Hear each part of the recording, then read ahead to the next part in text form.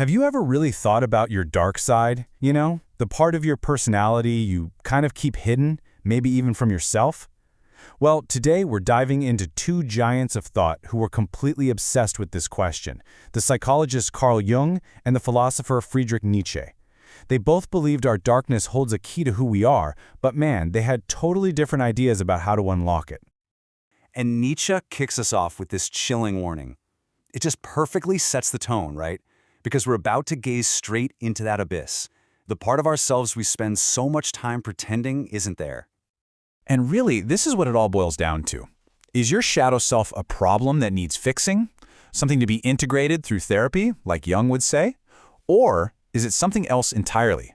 A raw, untamed power that you should actually harness, which is what Nietzsche would argue. Okay, let's get into it. So, first things first, we've got to ask, where does this inner beast even come from? And right away, Jung and Nietzsche have wildly different origin stories. For Jung, it's a pretty personal thing. The shadow is basically all the stuff, the impulses, the desires, the traits that we push down because they don't fit the image we have of ourselves. It's like our ego's dark twin, living in the basement of our own mind.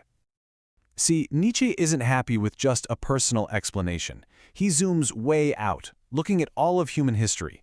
He's asking, why did we, as a species, start burying these powerful parts of ourselves at all? He wants to know the real source. And this lays out his incredible answer.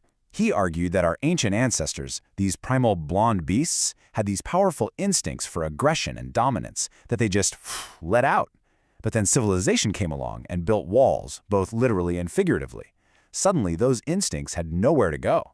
So they were forced back inside, turning inward and attacking us from within. This is what he called the bad conscience. And the shadow? From this point of view, it's the cage where we lock up our own life force. So here's the absolute crucial difference.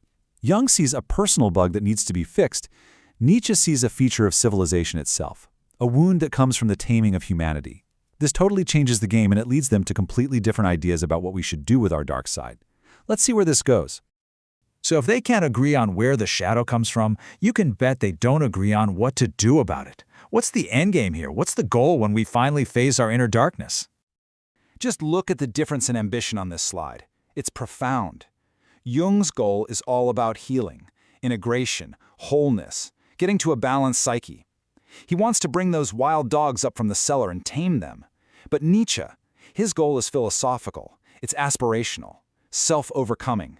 He wants to unleash those dogs, not to tame them, but to have them hunt for brand new truths and create a higher version of humanity, the Übermensch.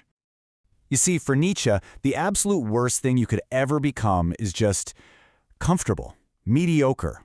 This whole idea of being well-adjusted just to fit in with what he would call the herd, that's a total surrender of your potential. For Nietzsche, real health isn't about getting rid of conflict. No, it's about having the strength to endure it, to thrive in the middle of all that internal chaos. A perfectly balanced mind might feel peaceful, sure, but to Nietzsche, it's stagnant. It's the tension, the struggle, the wrestling with your own demons that actually forges something amazing. Okay, let's zoom out one more time. Why are we, right now, so obsessed with our own psychology, with our inner lives? Nietzsche had a wild theory, and it connects to a massive cultural earthquake. He argued that our entire way of thinking about ourselves was completely shattered by one of the most famous and misunderstood ideas in all of philosophy. And there it is. For Nietzsche, this wasn't some triumphant shout. It was a chilling diagnosis. He was saying that the shared religious belief that gave us our morality, our meaning, our whole structure was falling apart. And this had a massive psychological fallout. Think about it. For centuries, people had a place to put their darkness. It was external. You had the devil, you had hell, you had this cosmic idea of sin. All the bad stuff was out there. So when that whole framework collapses, where does all that darkness go? Well, according to Nietzsche, it comes flooding inward. And the Jungian shadow, in this light, becomes the modern, secular replacement for the devil.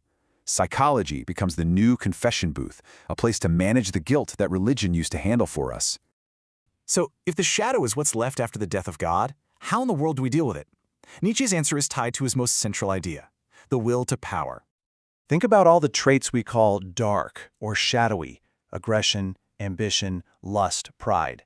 Nietzsche would look at this list and say, these aren't flaws. He'd say they are raw, unfiltered expressions of what all life is trying to do: expand, grow, assert itself, and overcome. That is the will to power.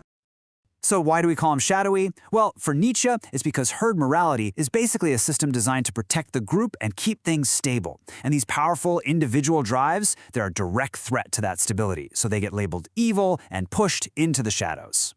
And this just changes everything. When you look at it through a Nietzschean lens, working on your shadow is no longer just therapy to make you feel a little better. It becomes a revolutionary act. It's about reclaiming the vital life force that a timid morality tried to steal from you. So, after all that, where does this leave us? We've got two completely different maps for navigating the wilderness inside each of us. And this is the final, stark choice. For Jung, facing the shadow is a journey towards psychological peace and wholeness. For Nietzsche, it's stepping onto a glorious battlefield where your soul can grow and expand. One path leads to harmony, the other finds strength in the struggle. Ultimately, the Nietzschean vision sees the shadow not as something broken to be fixed, but as raw material. It's the lead of our all-too-human nature that, if we have the courage to face it, can be transformed into the gold of a higher self. It's the heaviest part of our spirit that, once we master it, finally allows us to dance. And so that leaves us with a question that's not just about psychology or philosophy. It's deeply personal. The challenge isn't just to know your dark side. The real question is, what are you going to do with it?